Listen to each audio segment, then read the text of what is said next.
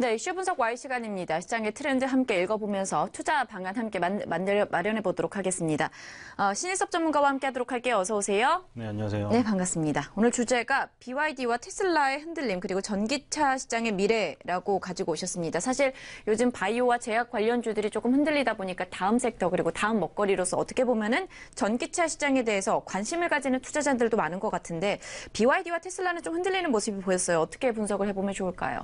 네, 급락한 BYD 주가 무슨 일이라는 그 어떤 뉴스가 나왔더라고요. 그 내용을 봤더니 뭐 영업이익이 감소하고 뭐 그런 얘기들이 나와요.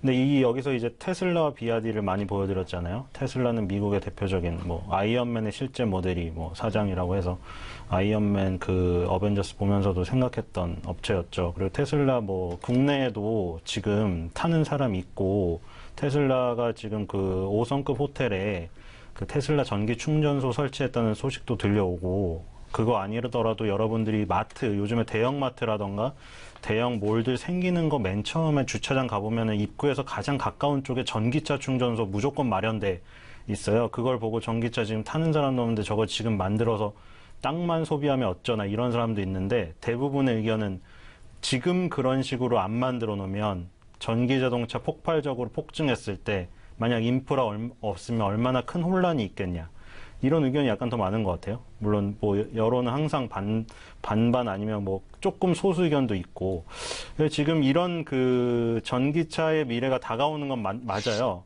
그리고 이제 테슬라 얘기가 맨날 나오는데 우리나라에서 요즘에 테슬라가 많이 거론되는 게 전혀 틀린 신라젠과 자꾸 엮여서, 그렇죠. 왜냐면 지금 뭐 신라젠 사실 잘못 얘기하면 큰일 나는데, 왜냐면 신라젠도 마찬가지고 지금 그 굉장히 강성주주라고 해야 되나요? 물론 그 주식에 대한 그 자부심이 많아요. 비트코인도 마찬가지고, 아무리 한쪽에서 그걸 투자를 안 한 사람, 예를 들어 신라젠이라던가 비트코인을 투자 안 하는 사람이라고 하더라도 거길 투자하는 사람들은 실제로 지금 돈을 벌고 있고, 그런 그 시장에 대해서 나쁘게 얘기하는 거를 탐탁지 않겠죠. 당연히 본인이 자기가 투자하고 있는데 누가 나쁘게 얘기하면 좋아할 사람이 누가 있겠어요. 이제 그 부분은 이제 시세에 따라서 이제 자기가 책임을 지는 부분이고, 거기서 왜 비교가 되는 거냐면 신라젠도 마찬가지고 지금 테슬라도 마찬가지인데, 지금 내용을 보면은 지금 영업이익이 마이너스예요. 그래서 지금 그걸 보고 얘기를 하는 거예요. 지금 테슬라도 보니까 영업이익이 지금 마이너스 영업이익이 굉장히 누적이 많이 되고 있거든요. 그럼에도 불구하고 지금 시가총액을 보면은 테슬라 이번 연도에 역전하기도 했었어요. 지금 520달러인데 520억 달러죠. 제네럴 모터스 590억 달러, 이게 역전이 되기도 했었는데 비슷해요. 근데 제네럴 모터스는 아시다시피 GM이죠. 지금 그 영업이익이 얼마짜리냐면 10조예요, 영업이익이.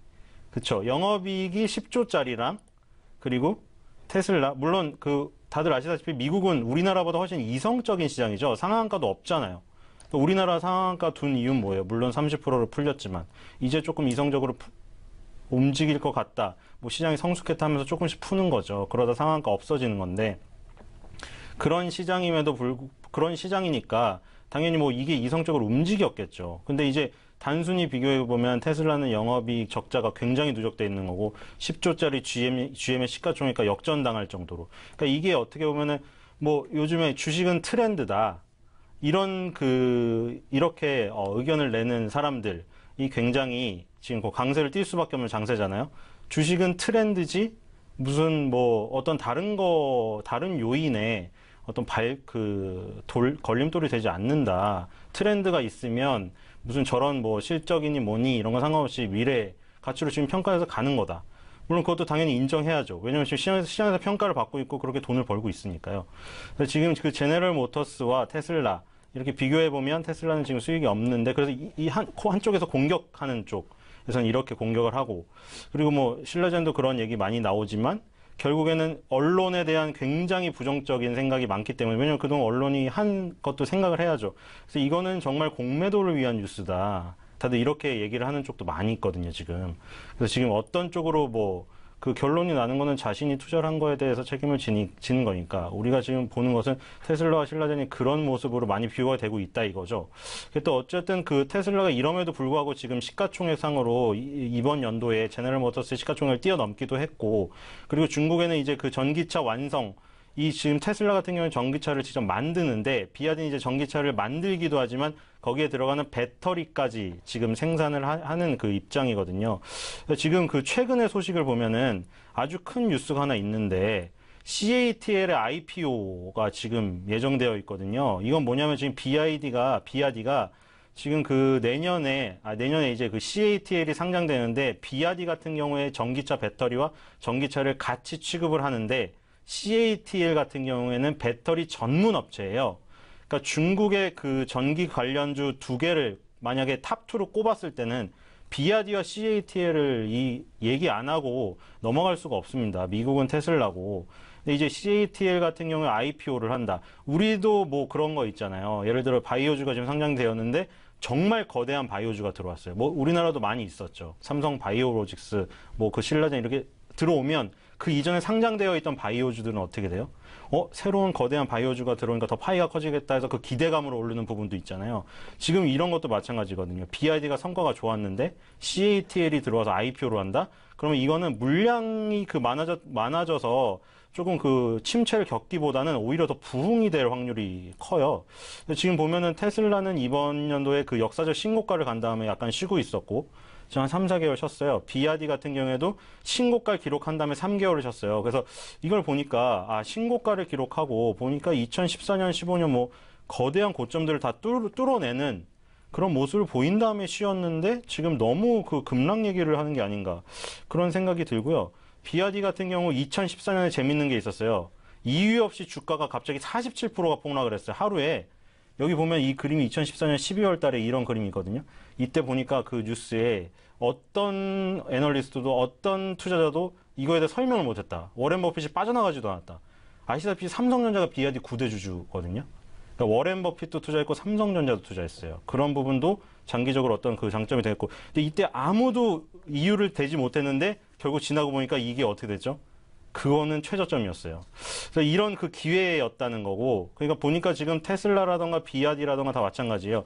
지금 그 홍콩 H에 상장되어 있는 것이 상해보다 이제 그 어떻게 보면은 조금 더 정상적인 움직임이라고 보여지는데, 지금 보니까 3개월 정도 쉰 걸 갖고 이제 영업이익 얘기를 하는데, 아까 말씀을 드렸다시피 테슬라는 영업이익이 적자예요. 근데 신고가를 갖고, 그런 것에 대해서 뭐 그 여론이 여러 가지로 갈릴 수 있겠지만 어쨌든 보이는 대로 보자면 신고가를 간 거고, 비아디 같은 경우에는 영업이익을 지금 플러스를 내고 있어요. 크게. 지금 그래 비아디 같은 경우도 지금 신고가를 갔다. 어쨌든 영업이익이 적자인 테슬라도 신고가, 영업이익이 흑자인 비아디도 신고가. 이걸 봤을 때 어쨌든 전기차 시장의 기대감은 크구나. 그리고 비아디가 삼성전자와 지금 지금 워렌 버핏이 투자를 했다. 이런 부분을 보면 지금 급락 얘기가 2014년에 느닷없이 급락해서 이유를 설명하지 못했을 때보다 지금은 이유는 설명을 하거든요.